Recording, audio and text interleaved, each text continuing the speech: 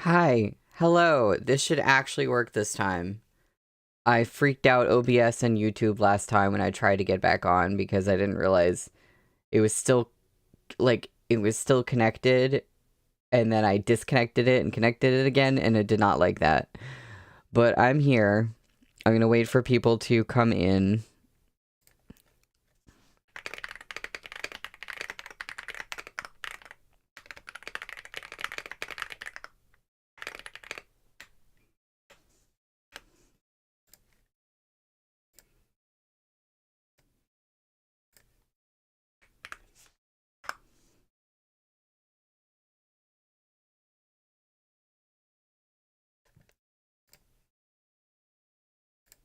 So I will wait for y'all to get here, and then I'll figure out how much you missed of the last chapter, and we can finish the chapter, and then I can take my break. And hopefully this will not happen again. But I don't see anyone here yet, so...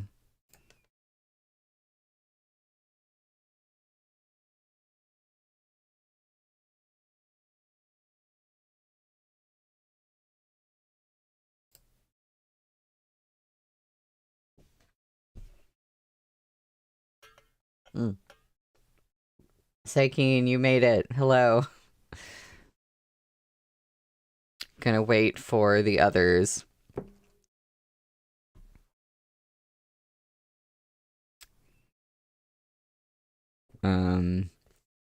What was the... Oh, hi, Nina. What was, like, the last thing that you heard?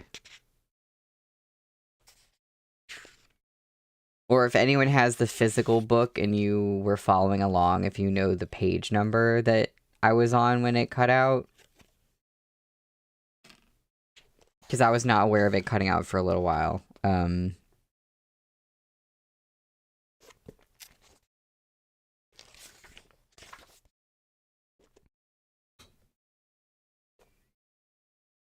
But I guess I could start back up at the top of page 139. Okay, you said it was 139, Nina? Awesome. All right, I'll just restart all of page 139. Perfect. Let's see. Hi, Henry. You made it. Okay, we're at the top of page 139. Please leave. But still, the prosecutor tried to convince her to accept the compensation.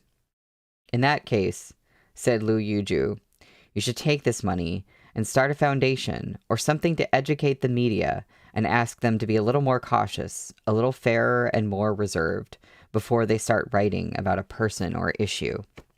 They're like locusts passing through a field, all too happy to brandish their pens and rake in the attention and money. But what do they leave behind for the people involved? She smiled. The erstwhile swiftest and most capable young female secretary in the county now had deep crow's feet. The answer is a lifetime of turmoil and suffering. Someone like Lu Yuju would never rely on the police for help. If anything, she was innately predisposed to keep her distance from them. And on top of that, she supported and obeyed the organization unconditionally. So the question was, why would the organization want to clean up someone like her? And I was saying before, I think the signal got weird, or sorry, I was saying after the signal got weird, and I didn't realize it yet. I was like, I'm not clear on her involvement with the organization. Maybe the client who helped her get a job was part of this organization, but I don't really know how she got connected to them. So I'm wondering if we will hopefully find out more about that.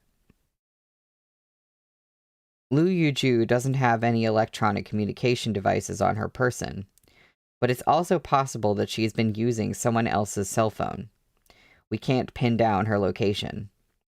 The police officer in charge of gathering intelligence was typing on a keyboard while relaying the situation to Superintendent Jung. Currently, there are 15,580 mobile phones receiving and transmitting signals in this area. It would be useless to locate every single one of their positions. Another officer finished her phone call and approached the command vehicle. With a very solemn expression, She said to Superintendent Jung, "Captain Jung, we can't track her. Liu Yuju's ability to evade detection is the best we've encountered in the past few years. There's no doubt that she's been trained and was given a jamming device. Based on what we're seeing, only the very best fugitives could give her a run for her money." Zheng Jingfeng still said nothing in reply. His panther-like eyes were still staring fixedly at the spinning electronic children playing Drop the Hanky on the broadcasting tower. That gaudy letter L looked like a curved hook that had been stained with blood. L. The old criminal investigator had been wondering this whole time. Had they decoded the message incorrectly when it came to L? Perhaps it didn't stand for Liu Yuju. Why exactly would the superiors of such a devoted woman feel the need to murder her? Out of these three people, she was the only one he felt uncertain about. Given the motives behind these murders, it didn't make any sense at all to kill Liu Yuju too. However, no other targets had appeared. Still, up until now, Zheng Jingfeng kept thinking, could this letter L have some hidden meaning that they hadn't yet uncovered? That is the end of the chapter. This is, Henry, this is like every serial killer story where the police are like, oh, he was a genius at evading the law, and the cops were just incompetent. Right. Like, is she really that good at evading their tracking? And if she is, then she probably has had training from this organization and she has more involvement with them than we know. But otherwise, it doesn't make sense. So that's the end of the chapter. Sorry about that little hiccup there, but I now am going to take a 10-minute break. And when we come back, we will be on chapter 40, which is called Let's Stop Them Together. So the boys they're solving the murder mystery together. And of course, they're going to end up being more competent than the cops are. So I will see y'all in just a little bit.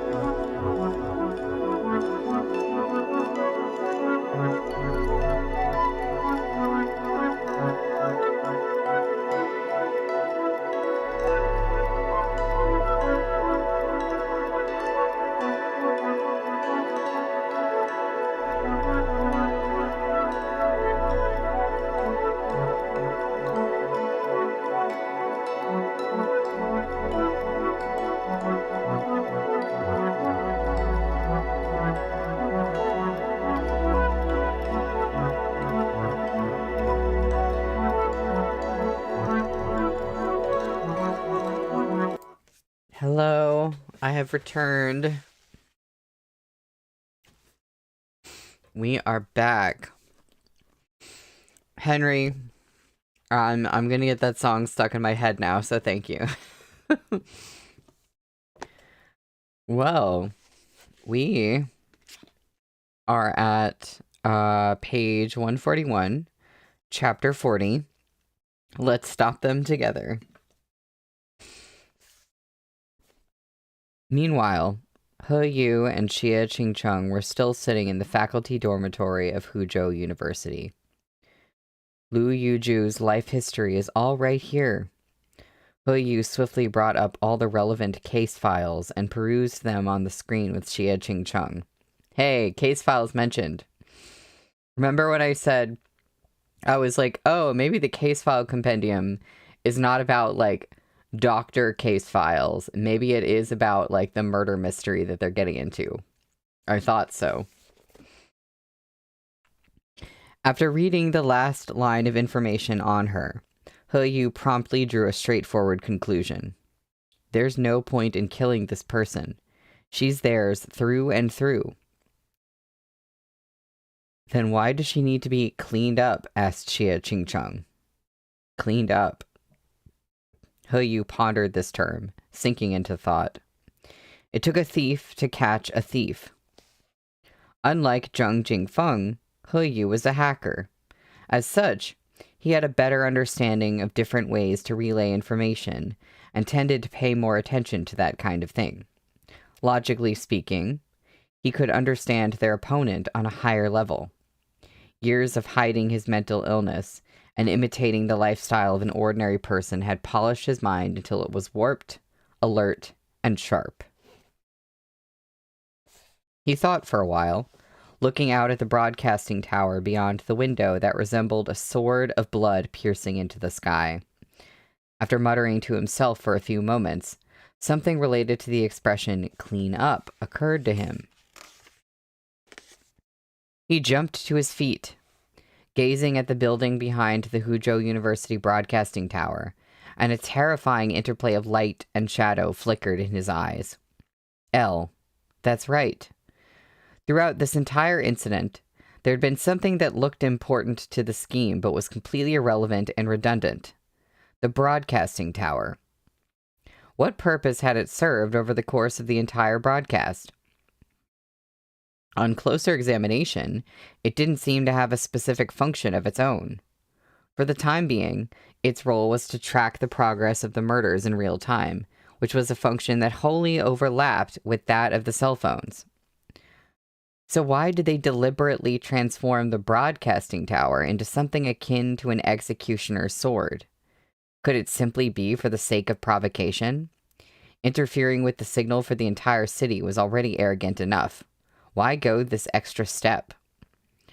He Yu's expression turned grave. Taking control of the broadcasting tower might not have been for the purpose of displaying the murder's progress at all, but rather, somewhere near the tower was the source of a signal that they needed to control with exquisite precision. The hackers simply took control of the tower because they didn't want to be disturbed by the building's signal. And in the process, they also created a performance by giving the murderers a sense of ritualistic ceremony. Their true goal was actually to stabilize the signal coverage in the surrounding area. L. Of the buildings near the broadcasting tower, which ones were worthy of notice? The secondary dining hall, the indoor gymnasium, and also the building that He Yu's gaze had already locked upon firmly. The library. The Bowen Archives building. One of the campus libraries. Jiang Lanpei had been locked in Chung Kong Psychiatric Hospital for nearly 20 years. Now that the Chung Kong case and Huzhou University Broadcasting Tower homicide case were inextricably intertwined, the organization wanted to clean up. Did L only refer to the Lu in Lu Yuju? Their targets for cleanup, were they only people? A darkness spanning more than a decade was sure to involve numerous paper trails. Ordinary people rarely needed to be held in check by contracts, but such an organization couldn't possibly establish agreements through talk alone. And in the past, using digital copies would have been virtually impossible. Then, if there were indeed case files, we're going to have to drink when they mention case files. If there were indeed case files, whether they were records of the people involved or what they'd done, how many volumes would have been collected over the course of 10 or 20 years? The most important files would be kept close at hand, but what about the bits and pieces that weren't so important? Would the perpetrators have taken them out and stored them in the domain of their allies, like contracts used to keep the members in check, to keep their co-conspirators in the shadows under control?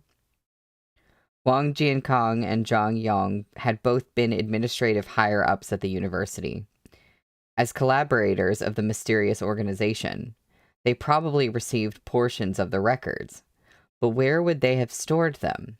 Those records could have been massively expansive, unsuited to being stored in a bank vault. And they wouldn't have wanted their own families to find out, so... In the entire university, where were the most files and records stored? And where could they be kept where people would be least likely to search? The answer was the seemingly silent and unobtrusive archival building currently hidden beneath the bloody glow of the broadcasting tower. Every famous centuries-old university had a building filled with huge volumes of files like this. Even though digital files existed now, Huzhou University in particular still kept the age-old tradition of documenting every graduate's grades, theses, and exams on paper. Within Huzhou University's case file building, one could trace the original copies of student dissertation defenses back to more than a century ago. There were so many archival envelopes on the premises that 10 whole days wouldn't be enough to organize them all. L. Library. Lu Yuju. If she wasn't the person getting cleaned up, then she was.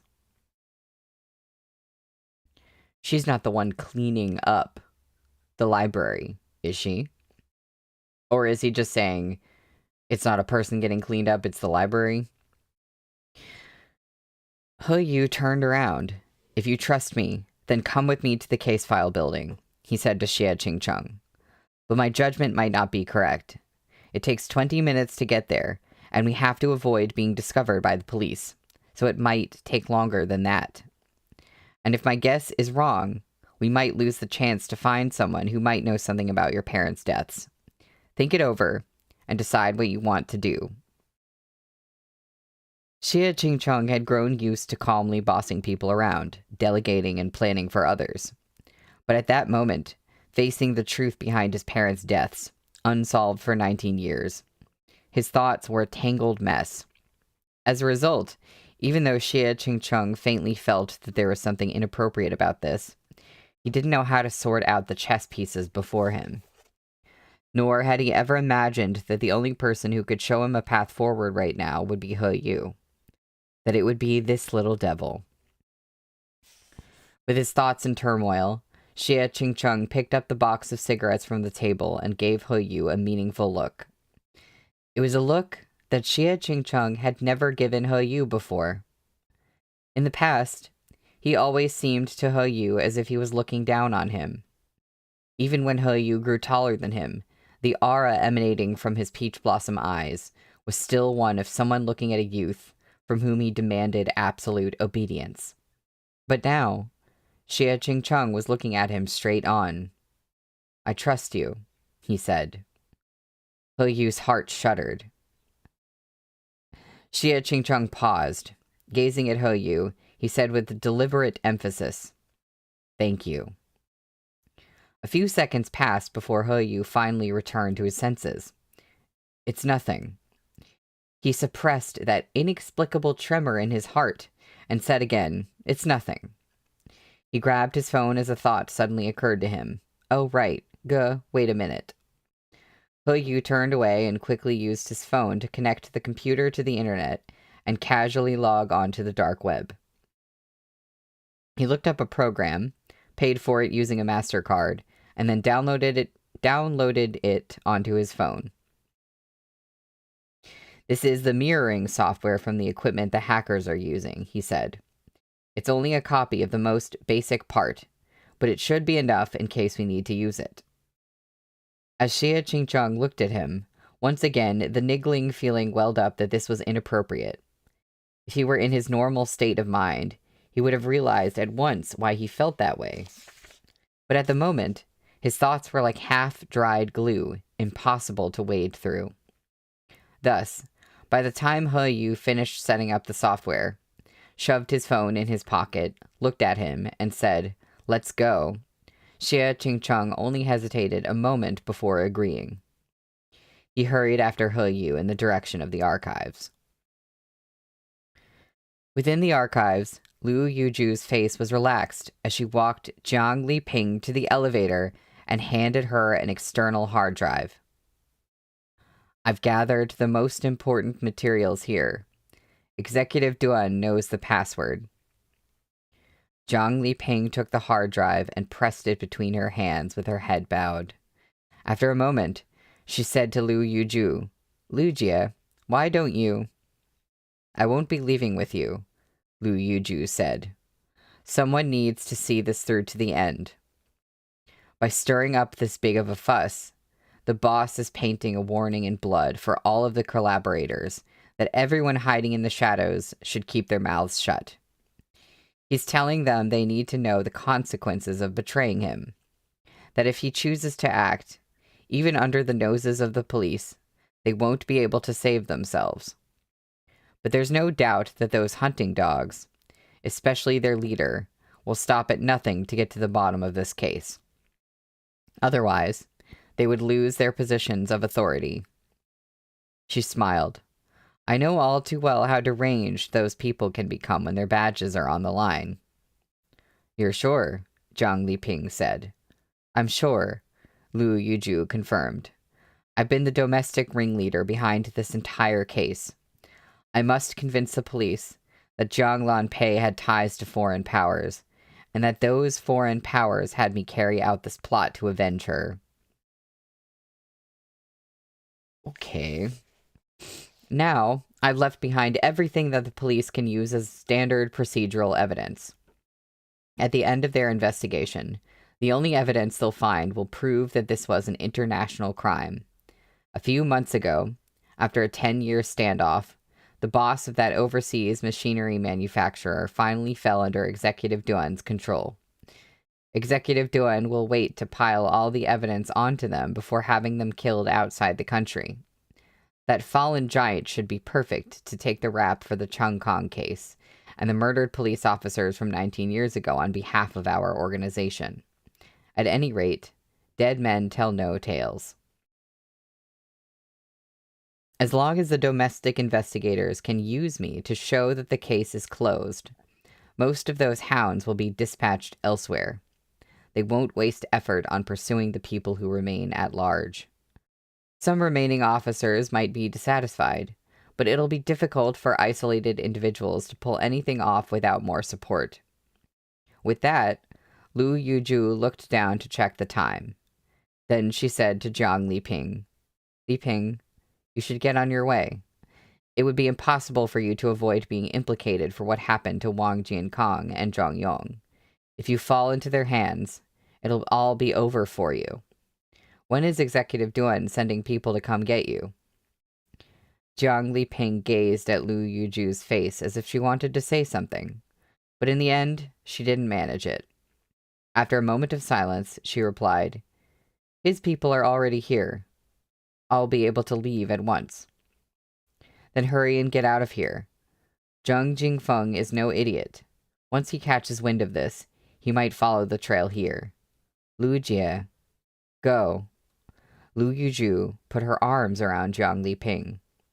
The two of them were both undercover criminals from the organization, hiding at Huzhou University. And in some senses, they were like sisters who had overcome many difficult trials together. "You must be careful. There are police informants in the organization. If our plan hadn't been leaked in advance, it would have gone even more smoothly this time." "I know," replied Jiang Liping. "That informant still hasn't revealed themselves. They've harmed us for so long from the shadows. After you catch them, make sure the boss tears them to pieces." As she gritted her teeth, Lu Yuju's eyes shone with a fanatical brilliance. "This is my only wish before I die. I'll be watching from hell." Jiang Liping closed her eyes, hugging Lu Yuju back tightly without a word. Then she turned around and entered the elevator. The elevator doors closed between the two women, a dividing line between the darkness and the light.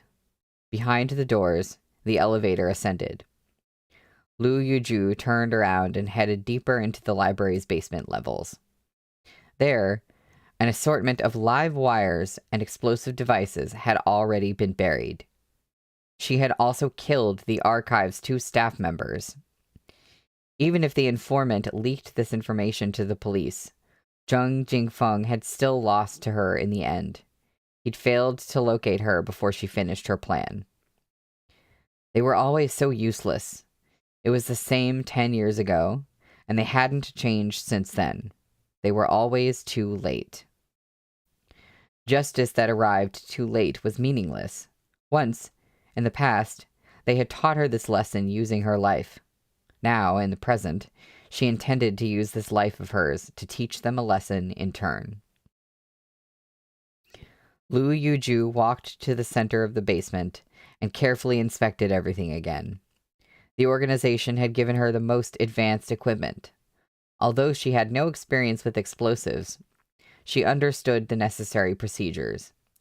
As long as she put everything together according to their instructions and pressed a button on the explosive device, their people would be able to control it remotely and detonate the entire installation in less than 5 minutes. Lu Yuju walked into the middle of that crisscrossing web of wires. She stood quietly and calmly looked over her surroundings. As soon as the explosive went off, the entire archival library and all its files, whether they were from 2 decades or more than a century ago, would go up in flames. And with that, the person who had once rescued her from a life of hustling received the cleanliness he so desired. She did this for him. So she joined the organization on that client's behalf, I guess. "Oh, so Duan is the client. Duan-ge," she said softly, speaking aloud the words that she usually only dared to murmur in her heart. an incredibly audacious manner of address. I've come to clean things up for you. With a quiet laugh, she pressed the button on the device. Great. Cool. Duan Laoban. In a suite in a Huzhou hotel, a technician with a cigar in his mouth was staring at the laptop screen in front of him with a very ugly expression on his face. Someone's intercepted the remote control system for the detonator. A man stood before the floor-to-ceiling windows looking down at Huzhou University's radio and television tower.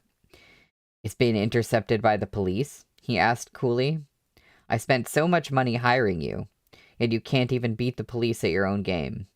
You sure accepted the payment with ease. It's not the police. The technician wiped at the sweat on his forehead. He was so anxious that his eyeballs were bulging out like a bullfrog's behind his high-prescription Coke bottle glasses. The intrusion port they used isn't one that we're familiar with.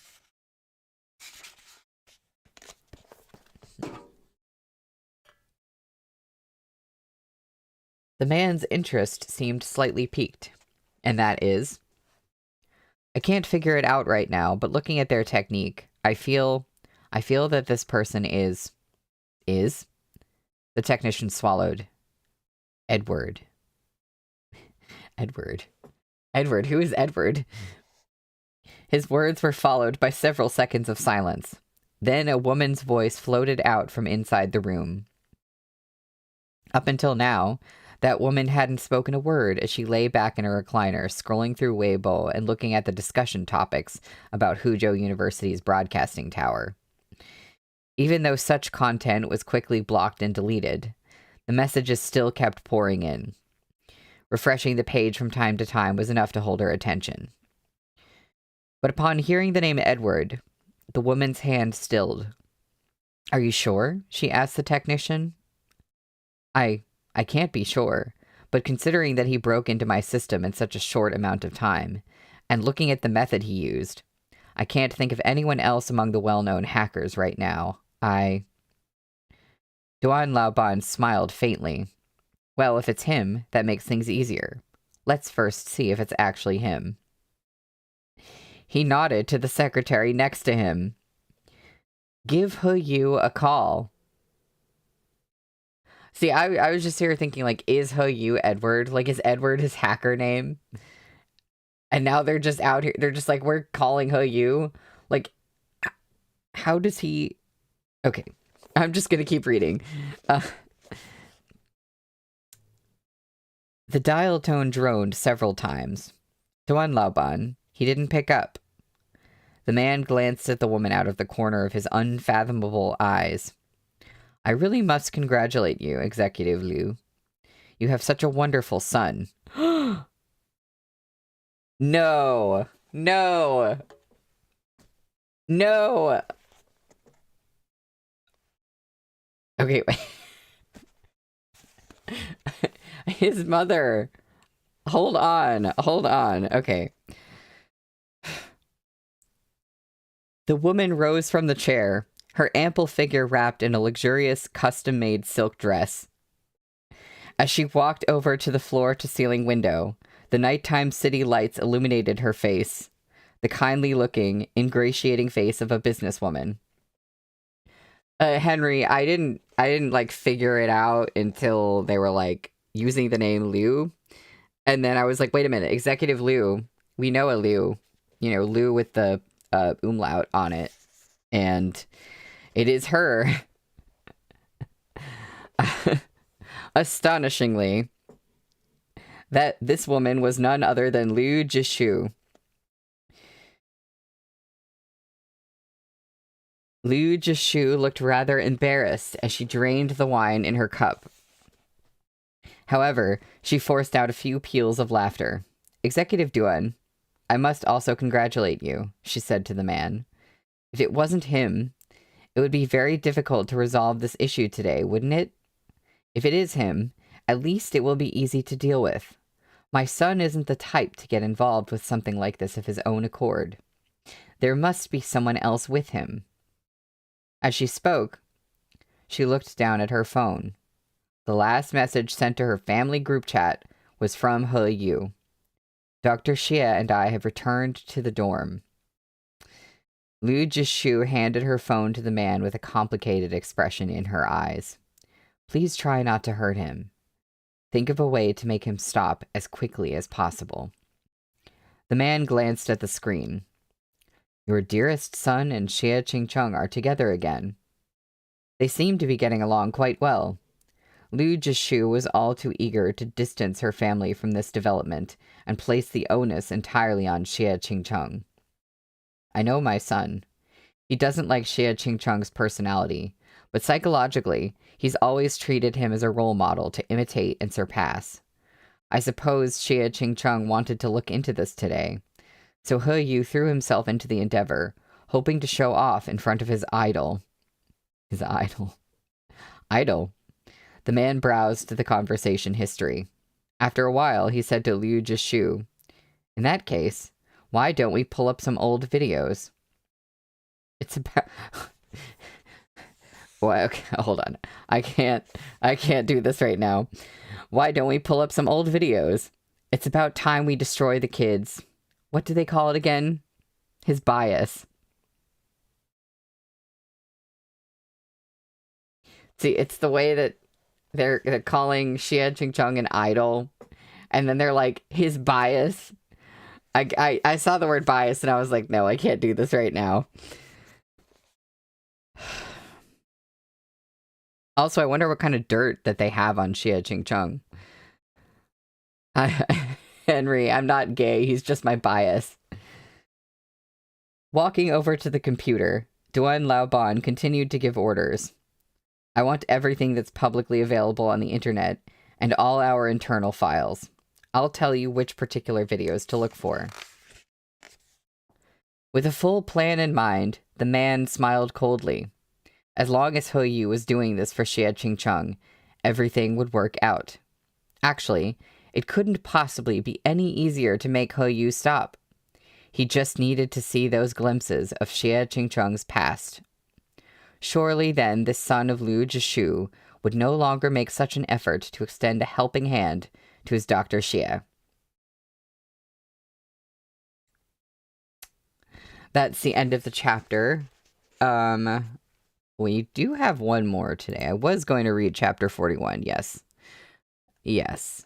For a second, I was like, we're at the last chapter of the day, and it's kind of late. But I remembered that we got delayed by my internet being mean. But that's fine. I can go over a little bit if I need to.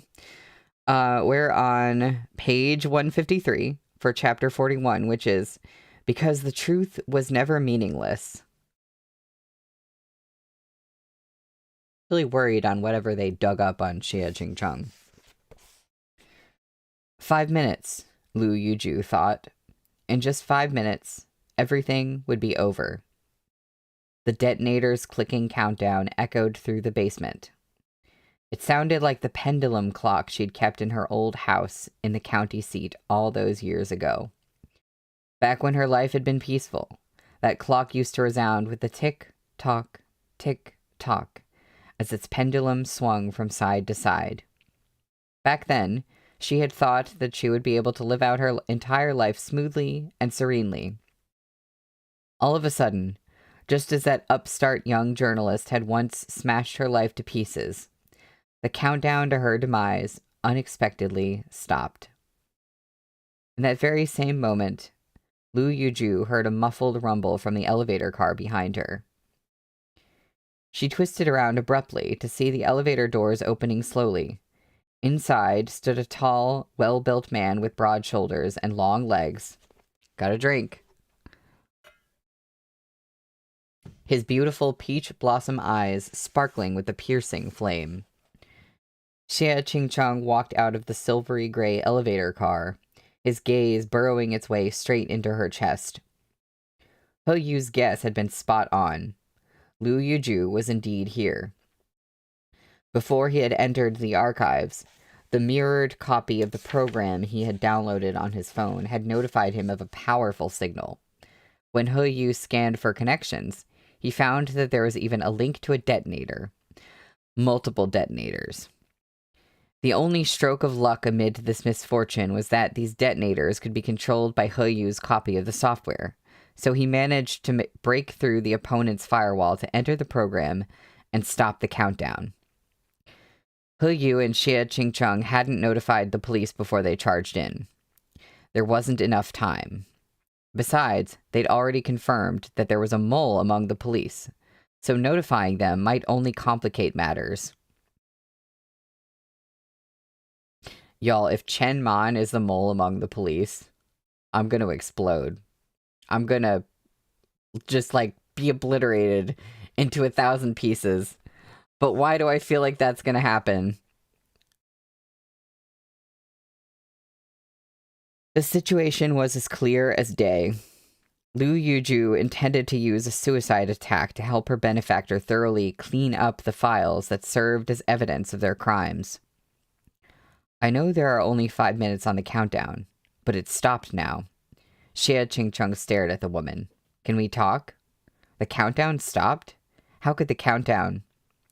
That's all thanks to your boss's fondness for high technology. A satin-smooth voice came from behind Xie Qingcheng. That was when Lu Yuju realized that there was another person standing inside the elevator. Xie Qingcheng's presence had been too arresting. When he walked out of those elevator doors as they slowly slid open, he seemed utterly indomitable, treading on her heart with every step.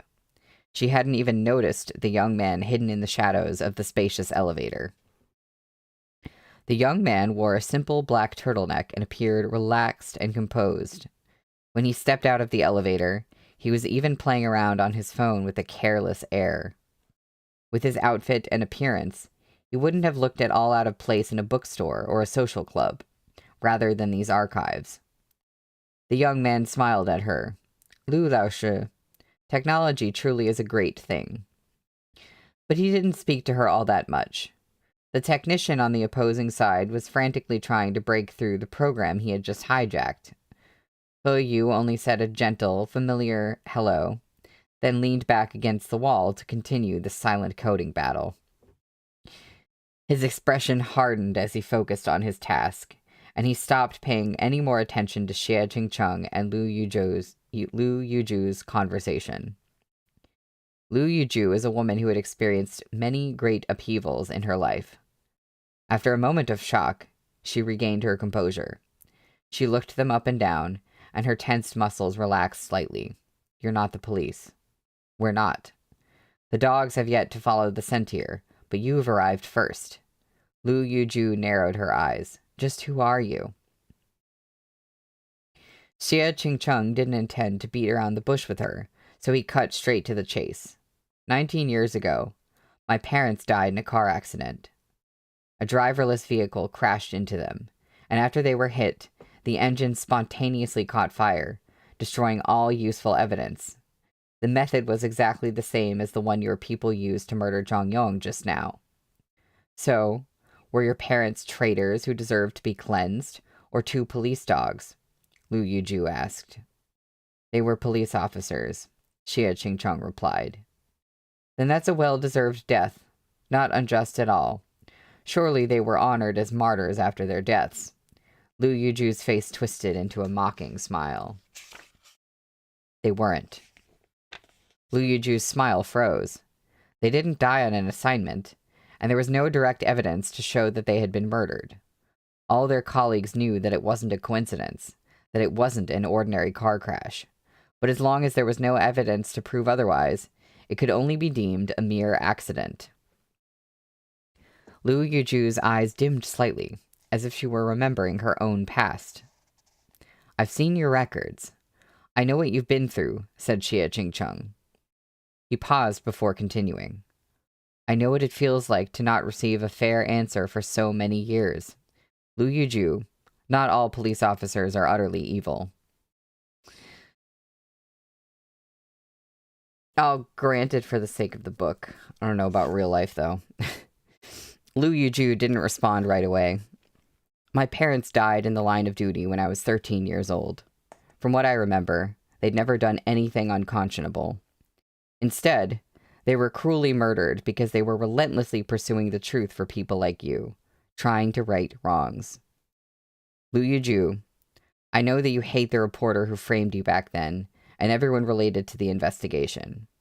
You left your hometown and suffered so much, so to you, the verdict from 3 years ago came much too late. It's impossible to change the past, after all.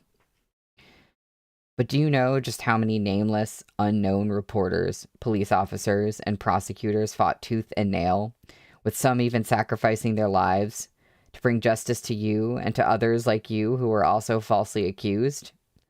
Why do they offer their blood, their youth, their lives for matters of the past that have already been settled, for matters that may not be forgiven even if the verdict was overturned?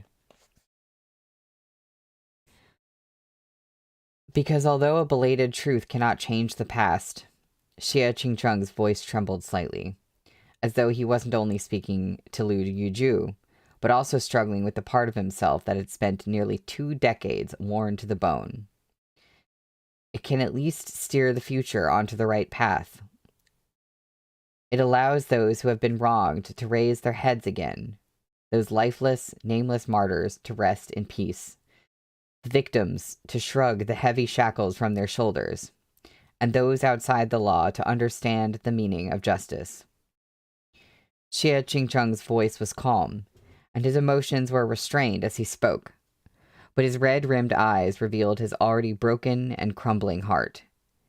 It can't heal the wounds of the past, Lu Yuju, but it's not meaningless. The truth is never meaningless.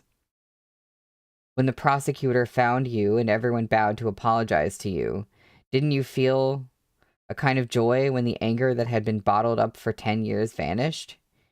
Even though it was accompanied by boundless anguish, in that one moment, you could finally breathe.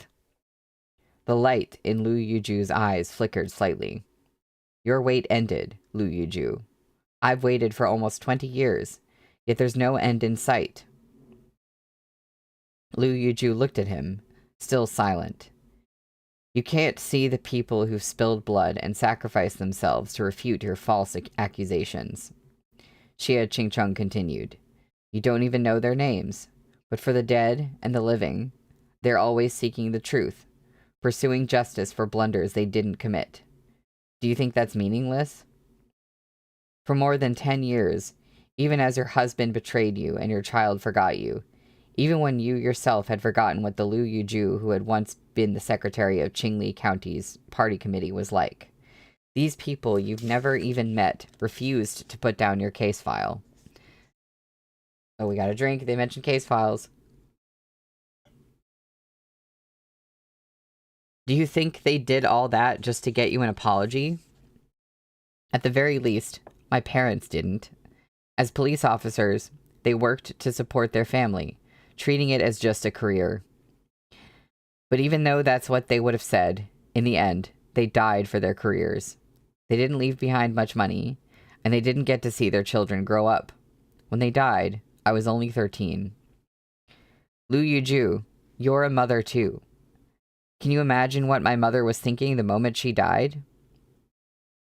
Lu Yuju had been listening in silence, but at these words, she suddenly shivered.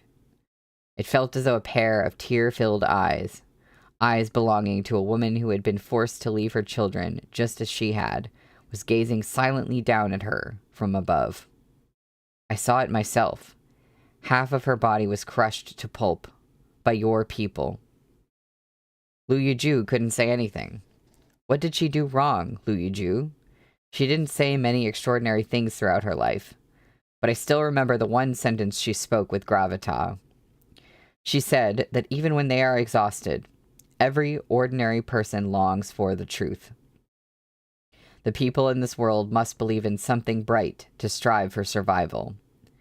She hoped that the police badge on her shoulder shone brightly, that it was something that the helpless could trust. But your comrades, your organization, and your people killed her. Her epaulets were ground to pieces. Lu Yuju's fingertips trembled faintly. The people you should hate are not the police, but rather the criminals who framed and slandered you, Xie Qingcheng said. Come back, Lu Yuju. Some things shouldn't have happened this way. Lu Yuju looked like a wandering ghost, with more than a decade of her complicated life twisting and tearing through her body. Finally, she raised her head and said to Xie Qingcheng in an unexpectedly raspy voice, "I regret it." Now, it was Xie Qingcheng's turn to be stunned. "I regret it," she murmured. "Did you know that when the prosecutor found me, this was the sentence that he repeated the most?" Lu Yuju said softly, "At the time, I wondered what he was actually trying to say with those words. He meant, you lived miserably, but it has nothing to do with me." She looked at Xie Qingcheng with a complicated expression. After a few seconds, she continued, "But right now I'm telling you that I regret it. I do feel it now. So I'm thinking that maybe he didn't mean it has nothing to do with me.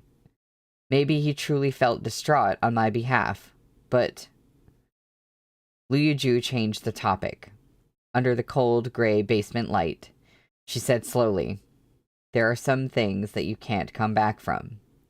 Maybe our people had no choice but to involve the innocent. And maybe it was wrong. Maybe it was a sin. But in my most desperate and unbearable moment, it was our people who saved me and gave me a place to belong." Xie Qingcheng remained silent. "Without them, I might have already killed myself during this long, slow search for the truth. It was too painful. I wouldn't have been able to wait until the truth came to light. I can't say that you're wrong," Lu Yuju said gently to Xie Qingcheng. "And I know that I'm wrong. But I belong completely to the darkness now. The light is unfamiliar to me. Right or wrong, he gave me my life. I won't betray him, even if I die." "You don't think that he saved you just to use you?" asked Xie Qingcheng. "That he saved you for this day, so he'd have someone who would keep their mouth shut even if their life was on the line? There's a 5-minute countdown on the detonator, and it can be remotely controlled. So why didn't they take you with them? They want you to die in the explosion, along with the things they want to destroy." Lu Yuju smiled. "You're giving him too little credit." Xie Qingcheng stared at her. "He said that he'd take me away, that he didn't intend to leave me behind. But I was the one who wanted to stay. This case has kicked up too big of a fuss, and it's given a clear enough warning to the others.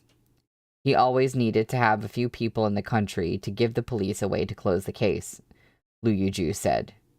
"If I wanted to stay alive, I could very well escape after pressing the button. He even gave me time to change my mind. But I don't want to," she concluded. "I don't want to fall into the hands of the police, and I don't want to return to the place where I was locked up for so long. I'm not willing to be interrogated in any way, and I don't want to cooperate. Death doesn't frighten me at all. It's only living that causes me endless despair." As she spoke, Lu Yuju slowly retreated into the depths of the basement, out of the light and into the darkness. She didn't want to step forward. She couldn't step forward anymore. She reached a hand behind her. At the small of her back, she was carrying a handgun. She had never fired a gun before. This was the last thing the organization had given to her, in the unlikely situation that it would come in handy. She wasn't sure if she could aim it accurately, but at least it was worth a try. Y'all, I can't right now. There's one more page of this chapter. Her gaze fell on that young man in black who hadn't said a word from beginning to end, who was still tapping away on his phone screen at top speed. It was true. She could no longer remember the Lu Yuju who had once been Qingli County's party secretary. Her heart lurched as she soundlessly gritted her teeth and disengaged the gun's safety with a trembling hand. Ding! The notification of an incoming message sounded suddenly. He Yu paused in the middle of his coding battle. He had set up a firewall to block any incoming messages, but this one had been sent by the other technician after breaking through his barrier. During their ongoing confrontation, his opponent had managed to send him an anonymous message. It contained a video. The message's text said, Edward, I've identified both of you. Take a look at this first, then think about whether you really want to go to such lengths for him.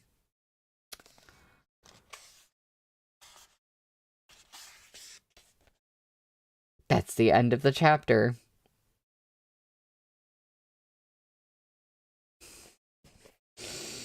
Well, it's a good thing we're coming back on Wednesday.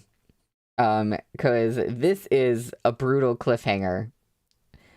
When we come back, we will be on page 163 for chapter 42, which is called Tell Me, What is the Truth? What is the truth indeed? I'm like, what did Xie Qingcheng do? Did it have something to do with how he was a doctor and then he stopped being a doctor? Like, what did he do that He Yu would have such a problem with? I am so curious. And meanwhile, we thought that He Yu was about to get shot, and then I guess Lu, what's her name?